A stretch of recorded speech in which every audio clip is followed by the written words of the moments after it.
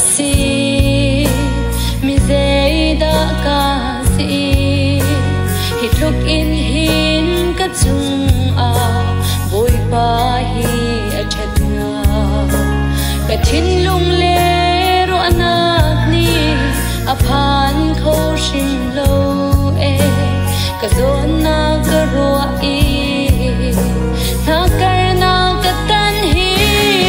kan thang cha kanun nak di lagi na dut na kong hi chim min khoang ni o boy pa Giêsu nang ma lo chu lei chan ding du thim ding ka ngei lo kan dut tu boy pa na dut na ka thei cha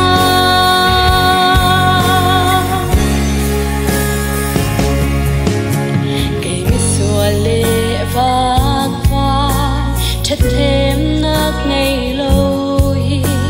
đủ tu cả ra ngày về thì cả ruột bờ sông lối mi đinh mi lệ mi phật mi cha tâm bi lạc mi chân bao cây mi xua đốt nát nát cả sông về cánh thăng cha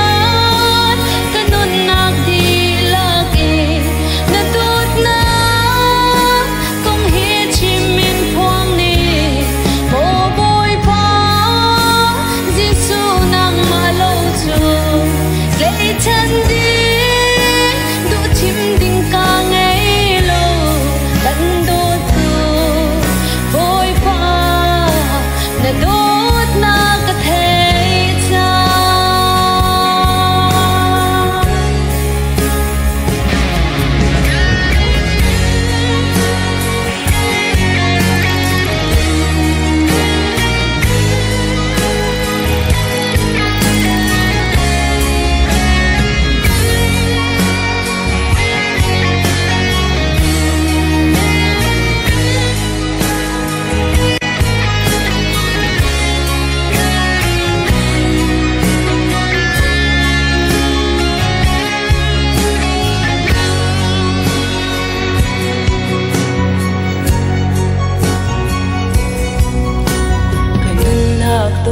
tiếng in